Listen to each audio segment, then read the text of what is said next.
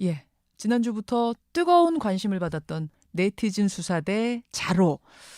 자로는요, 지난 국정원 대선 개입 사건 당시에 국정원의 댓글들을 찾아내면서 이 사건 수사에 단초를 제공했던 아주 유명한 네티즌이죠. 그런가 하면 정성근 문화부 장관 내정자의 숨겨진 이력들도 샅샅이 찾아내서 낙마시키는데 결정적인 역할을 하기도 했습니다.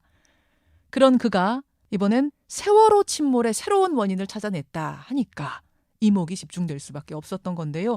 이게 무려 8시간 49분짜리 영상입니다. 워낙 길다 보니 이게 업로드에 문제가 생겨서 예고대로 어제 공개는 못했습니다.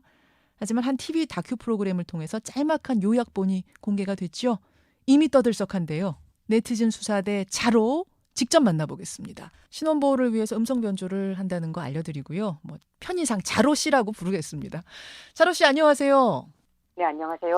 아니 어제 오후 4시 16분에 영상을 공개하기로 했었는데 아직도 업로드가 안 됐네요. 네, 빨리 보여드려야지 제 마음도 홀가분할 것 같은데요.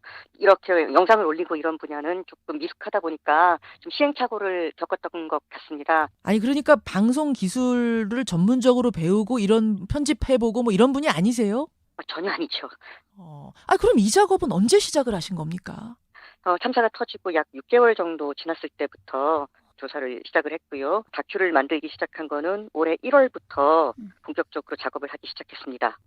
근데 이미 검찰은 결론을 다 내려놨어요. 입에는 보건력도 좋지 않았고 과적을 했고 거기다가 화물을 고박도 제대로 해놓지 않은 데다가 조종까지 미숙했다. 이게 다 복합적으로 돼서 배가 침몰한 거다. 이렇게 결론을 내리지 않았습니까? 네, 그 부분이 아니라고 봤습니다. 그 검찰의 4가지 그 세월호 침몰 원인에 대해서 구체적인 증거를 들어서 반박을 시작하는 걸로 이 이야기가 시작됩니다. 그렇군요. 아니 그러면은 뭐가 부족하다고 보신 거예요? 검찰이 내린 결론에? 만약에 검찰이 내린 결론이 맞다면은 각종 연구소에서 시행한 시뮬레이션 자료가 실제 세월호의 항적과 일치해야 합니다. 그런데 이제껏 시행했던 그 어떤 시뮬레이션 자료도 예. 지금 현재 나타나고 있는 세월호의 항적을 만들어내지 못하고 있습니다. 실제 세월호의 항적은요, 사고 예. 당시에 일어났던 항적은 굉장히 급격한 급변침을 하고 있고요. 반면에 각종 시뮬레이션 자료는 실제 세월호의 항적보다도 훨씬 완만한 형태로 시뮬레이션 결과가 나온 것을 알 수 있습니다. 그렇다면 결론적으로 자로 씨가 찾아낸 세월호 침몰의 원인 진실은 뭐라고 결론 내리신 겁니까? 2년 2개월의 조사 후에. 제가 찾아낸 모든 정황들은 딱 하나의 결론으로 귀결됩니다. 그건 외력입니다. 잠수함 충돌일 가능성이 가장 높다고 보고 있습니다. 잠수함과 세월호가 부딪혔다. 네. 왜 그렇게 보십니까? 진도 VTS 레이더 영상에 나타났던 주황색의 괴물체가 있습니다. 진도 VTS라고 하면 해상교통관제센터. 거기서 가지고 있는 레이더로 색깔로 이렇게 분포가 되어 있는 그 영상이요. 네, 맞습니다. 그 당시에 진도 VTS 관제 영상을 이렇게 분석한 전문가들은 그 괴물체를 컨테이너라고 봤습니다.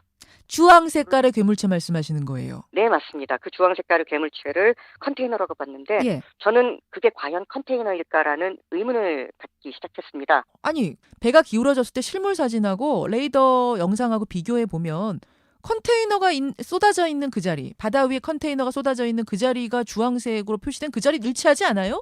물리학적으로 봤을 때 괴물체가 나타난 지점에 컨테이너가 떨어지려면은요, 세월호가 오른쪽으로 이렇게 우회전하면서 급회전을 하게 됐는데 예. 우회전을 시작한 이후 얼마 되지 않았을 때 곧바로 물건이 떨어지지 않으면은 컨테이너가 떨어지지 않으면은 괴물체가 나타난 그 지점에 컨테이너가 있을 수가 없습니다. 그런데 문제는 이른 시점에 컨테이너가 떨어지기에는 그 시점에는 세월호가 충분히 기울어지지 않은 상태였어요. 이거는 물리학적으로 따져봐도 그렇고 생존자들의 진술이라던가 아니면은 그 당시에 조타실에 있었던 조타수 조준기 그리고 기관장 박기호 이런 사람들이 선투 갑판에 있었던 컨테이너가 떨어지는 모습을 증언하는 데에서도 공통적으로 나타나는 현상입니다. 그러면 혹시 배가 완전히 기울어진 후에 컨테이너가 떨어졌는데 그 컨테이너가 움직여서 바다 위니까 움직여서 가까이 붙었을 그런 가능성은 없겠습니까? 물리학적으로 그게 좀 힘이 듭니다. 그러니까 컨테이너가 물에 떨어지게 되면은 여러 가지 이제 운동성을 고려를 해야 됩니다. 네. 일단 세월호가 지나가던 방향으로 관성을 갖게 될 거고요. 그리고 바닥에 처박히면서 어떤 충격을 받게 될 거고요. 그리고 세월호의 선미에 부딪히기도 하고 세월호가 만들어내는 강한 물살에 휩쓸리기도 합니다. 이러한 것들을 종합적으로 따져보면은요, 그 당시에 레이더 영상에 나타났던 괴물체는 위쪽으로 곧바로 12시 정도 방향으로 이렇게 올라가는 모습을 보이는데 이걸 물리학적으로 제대로 따져보면은 컨테이너는 세월호가 급변침을 해서 쭉 올라갔던 그 항로를 그대로 따라갔을 확률이 굉장히 높습니다. 이거를 또 어떻게 증명을 할 수 있냐면은요. 예. 그 당시에 함께 떨어졌던 부유물들. 예. 그 당시에 컨테이너와 함께 실려 있었던 대표적인 그 화물이 하나 있는데 그게 바로 PVC 파이프입니다. PVC 파이프. 네, 맞습니다. PVC 파이프. 이게 세월호 선수갑판에 같이 실려 있었는데요. 예. 만약에 그 괴물체가 진짜 컨테이너라면은 그 위치에 PVC 파이프도 떨어졌겠고요. 위쪽으로 그 표류하는, 그러니까 그 괴물체가 표류하는 예상 지점에서 발견이 돼야 됩니다. 그런데 거리상으로 물리적으로 이게 답이 안 나옵니다. 근데 PVC 파이프하고 컨테이너하고는 무게 차이도 있고 해서 표류를 똑같이 하지 않을 수도 있었던 거 아닐까요? 아니, 물 위에 떠 있으면은 거의 같은 방향으로 진행을 하게 됩니다. 그렇게 큰 차이가 날 정도의 크기도 아니고요. 그렇군요. 그래서 결국은 이 주황색, 레이더에 나타나는 주황색 물체는 컨테이너라고 보기에는 수상한 점이 너무도 많다 이 말씀이세요. 네, 맞습니다. 그런데 선장이라든지 3등 항해사 조타수가 이게 만약 정말 잠수함에 의한 외부 충돌이었다면 그걸 몰랐을 리가 없을 텐데 이 재판 과정에서 보면은 자기들한테 그런 이야기를 하는 게 유리할 텐데 안 했을 리는 없잖아요. 어떻게 보세요? 선원들 중에서 외부 충돌과 관련된 증언을 한 사람들이 사실 꽤 많습니다. 대표적인 건 그겁니다. 세월호 조타수였던 조준기 씨가 예. 이제 급변침할 당시에 왼쪽 날개 부분, 그러니까 배에 스테빌라이저라는 구조가 있습니다. 예. 여기에 미세한 충격을 느꼈다는 그런 증언이 하나가 있고요. 그리고 또 하나, 그 당시 세월호 선원 중에 그 강혜성이라는 직원이 있습니다. 예. 선원부 직원인데요. 예, 이 사람이 안내방송을 가만히 있으라고 했던 그 주인공이긴 한데 예. 자기가 이제 자리에 이제 앉아 있었는데 예. 배가 기울기 전에 둔탁한 충격이 있었다고 증언을 합니다. 여기서 중요한 거는 배가 기울기 전입니다. 사실은 이제 둔탁한 충격을 고박이 풀린 화물들이 움직이면서 쿵쿵 배하고 부딪힌 소리가 아닐까라고 전 지금 생각했는데 기울기 전이라고 얘기를 했어요. 네, 분명히 기울기 전이라고 했고요. 어느 정도 강한 충격이었습니까? 그랬더니 제가 몸으로 느낄 정도면 굉장히 큰 충격으로 보셔야 될 것 같습니다. 이런 진술을 합니다. 그렇군요. 또 있습니다. 기관실에서 당직 근무를 서던 선원이 3명이 있었습니다. 예. 그 3명의 선원들 중에서 2명이 외력 가능성에 대해서 증언을 했습니다. 생존자들 중에서도요. 기울기 전에 충격음을 들은 사람들은요. 쿵, 꿍, 쾅 이런 식으로 단음의 충격음을 많이 들었고요. 배가 기운 이후에 충격음을 들은 사람들은 쿡콱콱쾅, 쿡쿡쿵 이런 연소음을 많이 들은 것으로 나타납니다. 쿡쿡쿵, 콱콱콱쾅 이런 소리는요. 화물이 쏟아지는 소리로 볼 수가 있고요. 그리고 쿵, 꿍, 쾅 이런 단음은 뭔가에 부딪히는 소리로 볼 수가 있는 겁니다. 그리고 더 재밌는 거는 뭐냐면은 배가 기울기 전에 충격음을 들었다고 증언한 승객들 중 2명은요. 3층 좌현 선수 쪽에 있었습니다. 뭘 찾으신 거죠? 그 대답에서? 그 3층이라는 거는요. 배에서 가장 밑바닥과 가까운 위치고요. 좌현 선수 이 부분은 만약에 실제로 세월호에게 어떤 외력이 가해졌다면은 결국에는 좌현 선수 쪽에 부딪히던가 아니면은 우현 선미 쪽에 부딪혀야 된다는 겁니다. 그런데 구조헬기라든가 초기기 영상들을 이렇게 분석을 해보면은요. 예. 우현 쪽은 이미 다 물 밖으로 드러났습니다. 문제는 여전히 물속에 잠겨있는 좌현 쪽에 어떠한 충격이 가해져 있을 가능성이 남아있는데요. 그 좌현 선수 쪽에 있었던 생존자 2명이 명백할 정도로 외력에 대한 증언을 하고 있습니다. 그러니까 우리가 봤다. 우리가 지금 다 드러나서 밑바닥을 보지 않았느냐라고 생각하고 있지만 거대한 배 크기로 봤을 때는 드러나지 않은 좌현의 부분이 상당히 있다는 말씀이군요. 굉장히 큽니다. 아니 근데요, 자로 씨. 세월호가 지금 10,000톤이 넘는 것으로 추정이 되지 않습니까? 네. 근데 만약 세월호를 침몰시키려면 잠수함이 적어도 10배, 20배의 질량을 가져야 된다. 이렇게 전문가들은 얘기를 하더군요. 근데 우리나라의 경우에는 제일 무거운 잠수함이 1,800톤급 잠수함에 불과한데 1,800톤급 잠수함과 10,000톤짜리 세월호가 부딪혔으면 오히려 세월호는 가벼운 충격만 받았을 거고 잠수함만 망가져서 침몰했을 거다. 이런 얘기가 나오는데 어떻게 보세요? 충돌 상황이라든가 이런 것들은 사실 굉장히 변수가 많습니다. 그 당시에 해류라든가 아니면 충돌하는 각도 이러한 부분에 따라서 굉장히 좀 달라질 수가 있습니다. 세월호는 병풍도 변침점이라는 곳에서 그러니까 이제 일상적으로 이제 커브를 트는 곳에서 살짝 우회전을 일단 시작을 한 겁니다. 아하. 배가 돌아가는 위치에서 그 가는 방향으로 그대로 외력이 가해졌기 때문에 예. 쉽게 말하면은 엎친 데 덮친 격이라고 볼 수가 있습니다. 그냥 일상적인 평온한 바다에서 잠수함이 부딪힌 게 아니라 배가 돌고 있는 힘을 받고 있는 시점에서 잠수함이 같은 방향으로 힘을 가했기 때문에 힘은 배가 됐을 것이다.